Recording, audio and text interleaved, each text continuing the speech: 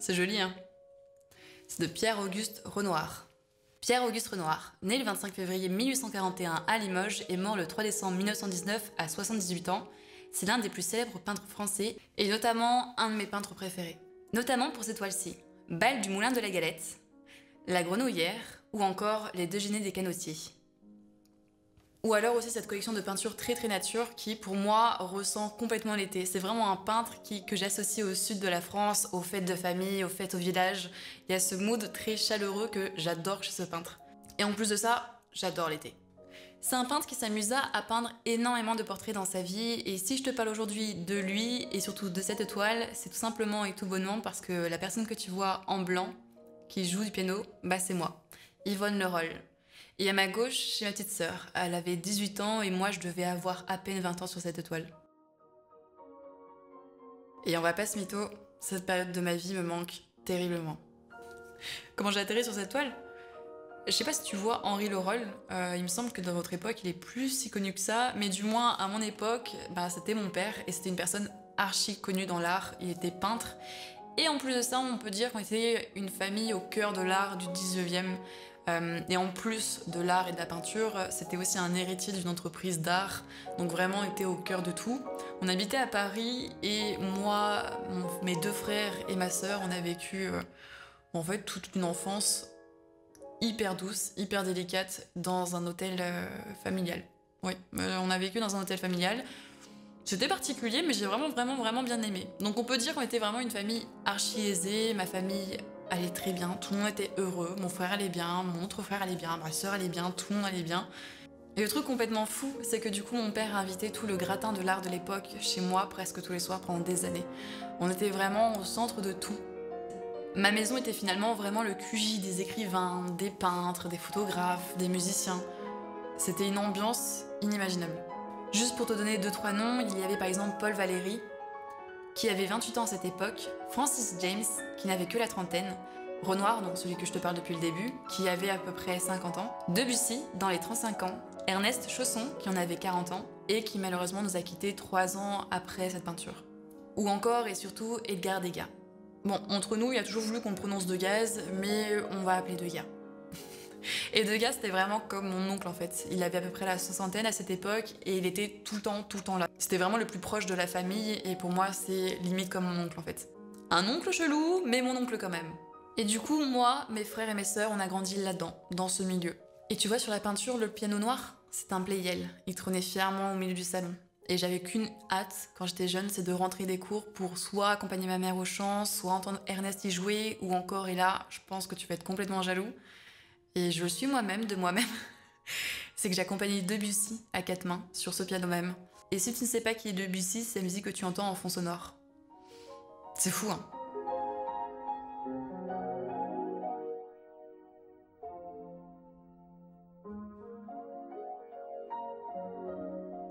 Juste imagine la chance et dans quoi j'ai baigné à mes 20 ans, dans ce milieu de personnes passionnées et passionnants, les conversations que j'ai pu avoir et ce que j'ai entendu, les ragots, les tests, les photos. J'ai même, je crois que j'apparais dans 2 photos de Degas. Il me semble que Degas avait pris un autoportrait de lui-même avec moi et ma sœur à côté, et il a aussi pris une photo de moi et mon père. Je resterai hyper reconnaissante envers mon père de ne pas nous avoir mis à l'écart de ces moments-là.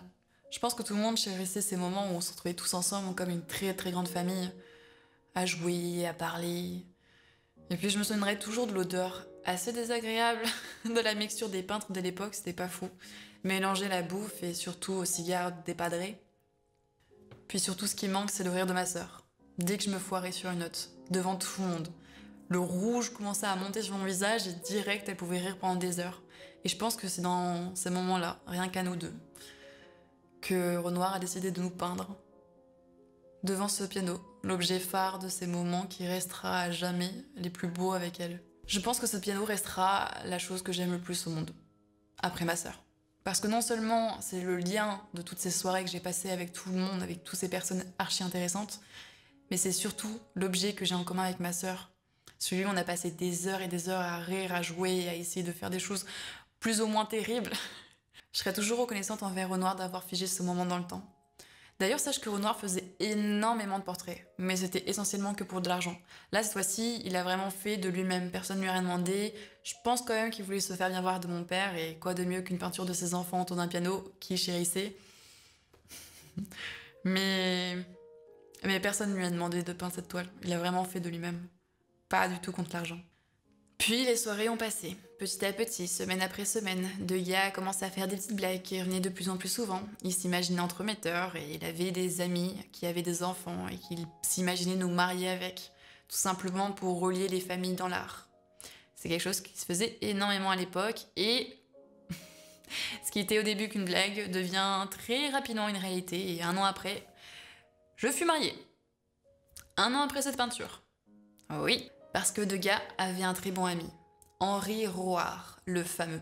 Un homme très brillant et imposant, homme d'affaires, polytechnicien, peintre et inventeur à ses heures perdues. Et il avait 4 fils. 4 fils terriblement beaux, mais terriblement complexés aussi. Complètement écrasés par la personnalité hors norme qu'était leur père. Et c'est avec un de ces 4-là qu'on m'a mariée. À Eugène. Eugène Roard. Donc je n'étais plus Yvonne Le Roll, mais me voilà Yvonne Eugène Roard. Eugène, d'ailleurs, mon fameux mari, rêvait d'être écrivain et avait un diplôme d'ingénieur. Sauf que, entre toi et moi, il était vraiment pas bon en écriture. Le pauvre, mais c'est vrai, c'est très triste, mais il était vraiment pas bon en écriture. Du coup, il a rapidement décidé d'abandonner la littérature, d'abandonner ce milieu, d'abandonner Paris, et il nous a fait partir à la campagne. Là où il a commencé à se mettre un peu dans la politique. Donc moi, qui étais très accro à ma famille, très accro à ma sœur, accro à cette vie que j'avais à Paris, où je m'y sentais vraiment complètement bien, 1 an après, j'ai tout quitté pour la campagne. Et j'ai pas choisi d'être là. Puis la vie est devenue ce qu'elle est. Plus d'art, plus de piano, plus d'odeur bizarre de la mixture des peintres mélangée aux cigares de mon père. Et je me sentais particulièrement triste et très seule. Eugène, finalement, a continué à vivre sa vie d'homme tourmenté jusqu'au bout. Il a jamais accepté le fait qu'il était mauvais en écriture et surtout, il m'a jamais accepté moi. Enfin, du moins moi, la gente féminine en général. Malheureusement à l'époque, et surtout dans la politique, il était obligé de vivre une homosexualité refoulée qu'il m'a jamais dit, qu'il a toujours caché et refoulé. Et moi, je vivais avec ça. Un homme qui a jamais été entièrement honnête avec moi, 2 enfants, ma famille qui me manque. Et j'ai fini par me replier sur mon foyer et mes enfants. Très triste à vivre une vie que je ne souhaitais pas et que je n'ai pas souhaité. J'ai quand même acheté un piano comme seul souvenir de mon enfance et j'y ai passé mes journées. Tandis que ma petite sœur, Degas l'a aussi mariée, a un autre des enfants de Roard, à Louis Roard, 3 ans après mon mariage il me semble. Et je dirais que pour elle, la seule chance c'est qu'elle est restée sur Paris. Elle a continué pendant quelques années à vivre cette vie mondaine qu'on avait entre nous. Petit à petit, jusqu'à temps que Louis en fasse des siennes. Louis Roard, lui aussi dans l'ombre de son père, très complexé, était un homme très contradictoire, fervent catholique, mais aussi coureur de jupons. Il l'a engrossé 7 fois, tout en continuant à les voir ailleurs, et tout en continuant à avoir d'enfants avec d'autres personnes. T'imagines le nombre d'enfants qu'il a dû avoir dans sa vie? Ça fait beaucoup. Et je me souviens des très longues conversations que j'ai pu avoir avec ma sœur, où elle avait tellement honte des histoires de son mari. Et qu'elle osait à peine à dire en 2-3 phrases que son mari n'était pas que volage, mais aussi violent verbalement, très violent verbalement, et ma pauvre sœur a vécu elle aussi dans cette vie. Finalement, je pense que j'ai eu un peu le meilleur des deux, je ne sais pas. Eh bien, je peux enfin t'affirmer que Degas est un piètre entremetteur, et que s'il essaye de te mettre avec quelqu'un, fuis très loin. Bref. Le temps passe et cette peinture restera à jamais preuve de la complicité que j'avais avec ma sœur, que j'aimais et que j'aimerais jusqu'au bout de ma vie. C'est pas donné à tout le monde d'être très proche de sa sœur, mais j'avoue que je verrai tout le temps en elle ma meilleure amie. Et qu'importe le temps et l'éloignement, rien ni personne n'a pu briser ce lien entre nous. À part le cancer. Le fameux cancer. Qui l'a touché et qui a fini par nous séparer.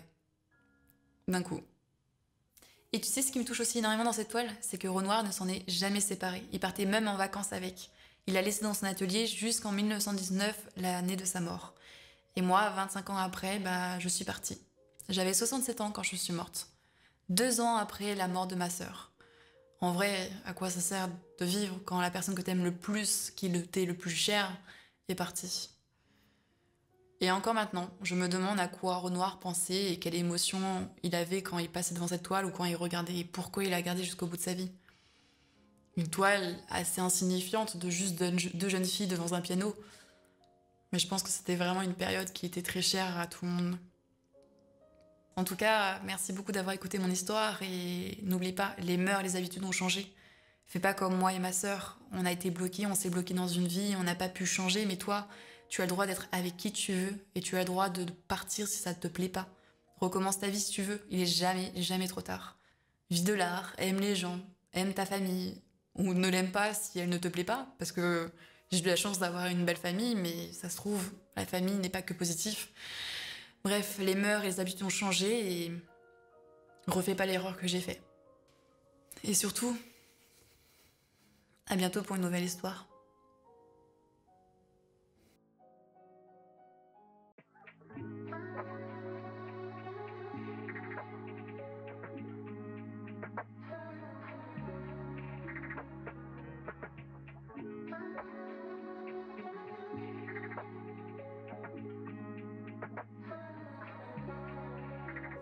Taking pictures in my mind,